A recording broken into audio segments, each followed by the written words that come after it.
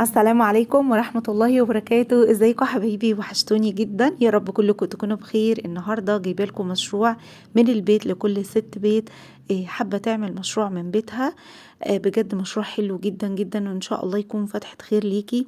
ده بقى مش محتاج اي افتكاسات خالص، ولا محتاج بقى خامات كتير ولا مكونات كتير ولا اي حاجة. بصراحة اي حد ممكن يعمله. تابعوني لنهاية الفيديو ان شاء الله تستفيدوا منه.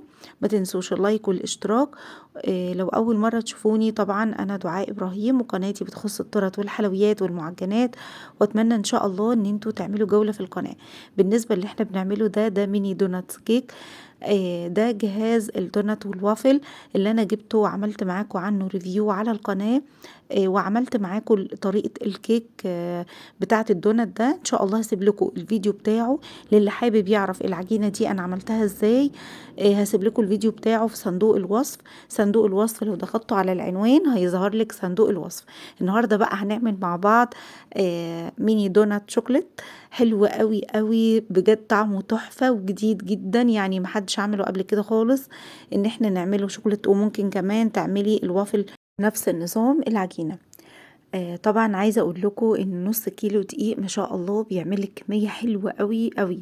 ما بياخدش وقت. طبعا انا في الاول علشان اول ما بدات استخدم الجهاز كنت مفكره ان المره الواحده لما باجي اقفل الجهاز كده بياخد 10 دقايق. هو ما بيكملش 4 دقايق بالظبط.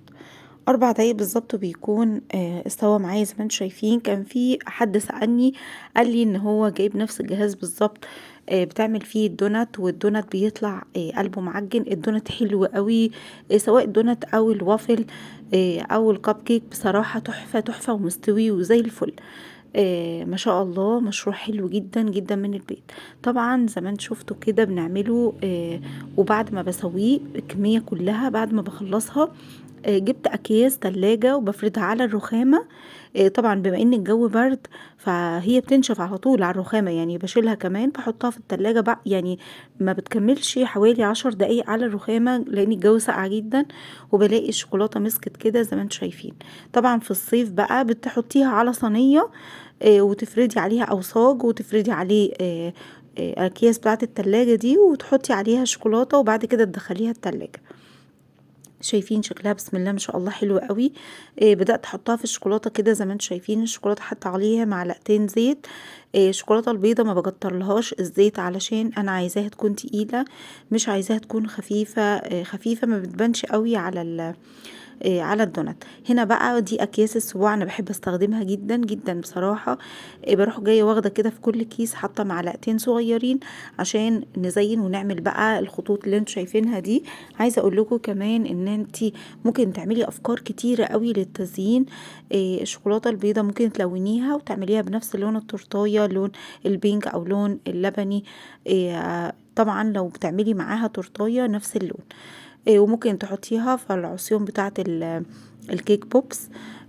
بتدي شكل حلو قوي. شايفين هنا ما شاء الله هي على الرخامه اهي، يا دوب عقبال ما خلصت اخر واحده كانت جمدت معايا زي ما انتم شايفين شكلها كده. ببدا اخدها بقى واحطها في الاطباق الصغيره دي. الاطباق دي رخيصه جدا جدا. ببدا احطها فيها، في كل طبق بحط 4 وحدات. عايزه اقول لكم ان طعمها حلو قوي بجد، وشكلها ما شاء الله تحفه. يا رب يكون الفيديو ده عجبكم. الطبق ده انا بطلعه ب10 جنيه. وبطلعه طبعا بالكيلو، ممكن بالكيلو من نص كيلو، وممكن نلونها زي ما انا قلت لكم. وبتشكليها وتحطي عليها سبرينكل، ممكن تحطي عليها كريسبيات. ممكن تحطي عليها حاجات كتيرة قوي. ان شاء الله بعمل لكم فيديو بالتزيين. ويا رب يكون الفيديو ده عجبكم. بحبكم جدا جدا واسيبكم في رعاية الله، وانتظروني ان شاء الله في فيديو جديد. والسلام عليكم ورحمة الله وبركاته.